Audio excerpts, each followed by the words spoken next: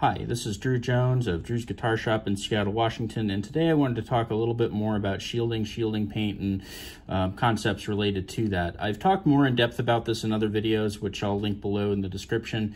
You can go ahead and find those. But in this video, I wanted to talk about kind of a trend that I've been seeing, which is this here. Now, that black paint that you see down there at the bottom of the cavity here, now that's shielding paint, which means it's a conductive paint. It has a material in it that once dry conducts electricity, similar to if you put foil down. So there are little metal particulates in there.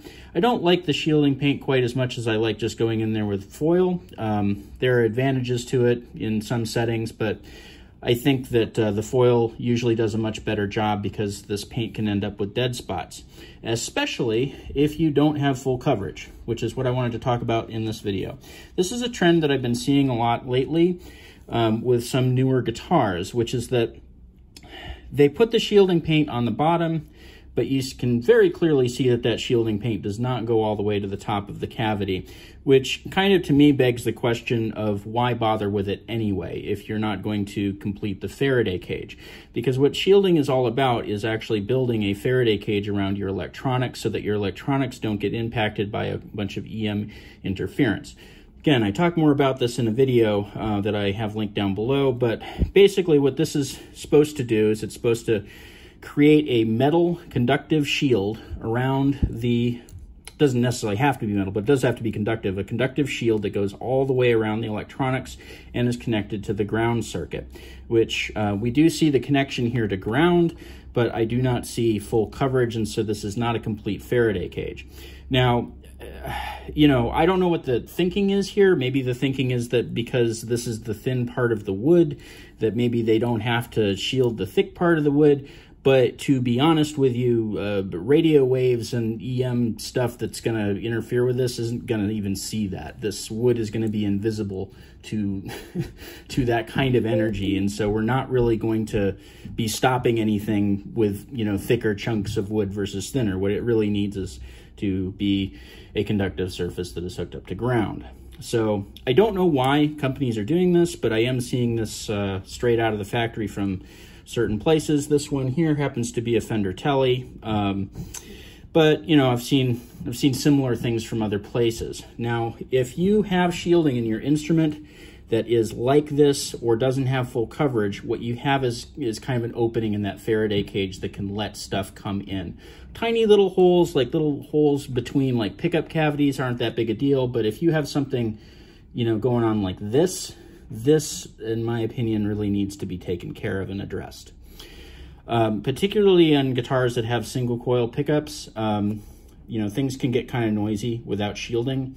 In general, you should have your instrument shielded, because even if they don't give you a lot of hum and interference at your house, when you get on stage, you may be in an environment that's producing a lot of EM interference that your guitar will pick up and, you know, throw through your amplifier. So, you know, this is a thing that it basically can protect what you're doing, protect the music that you're making in environments where there's a lot of, you know, dirty stuff kind of floating around in the air, which can be lights, it can be dimmer switches, it can be radio antennas, it can be, you know, all manner of things that kind of, you know, throw that kind of signal around.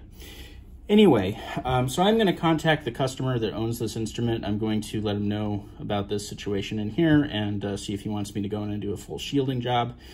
If I end up doing a full shielding job on this, I am going to end up using aluminum foil. I know that copper tends to be what you see sold, but aluminum works just as well. It's a lot cheaper and it ages better than copper. So we'd be using aluminum. Other advantage to foil is that I'm able to kind of cover up big holes like this and kind of put a flap in there to complete the shield. One other thing that I'm going to add here for folks specific to shielding Telecasters is that you should run a piece of the foil from the shielding that you're going to do in the cavity up underneath the pick guard. Because even though there's not much of a cavity over here to worry about, I have run into instances in which the static charge that can build up on the pick guard can, you know, go off while a player is handling it and come in through the pickups. And so it's a good idea to ground this just so that static charge has a place to go where it's not going to cause any problems. It's just a tip, you know. Anyway, this has been Drew Jones of Drew's Guitar Shop in Seattle, Washington. If you enjoyed this video, found it entertaining, please consider kicking me a few bucks on my Patreon or my Ko-Fi. They're linked in the description. I also have a lot of other videos like this on my channel, so if you like this one, go check those out too. Link them around to friends who are interested in this kind of thing. Maybe there'll be something interesting in there for you. Also down in the description, there is a link to my Reverb page where I sell some instruments and some stuff that I've cannibalized off instruments and, you know, general care products and stuff like that.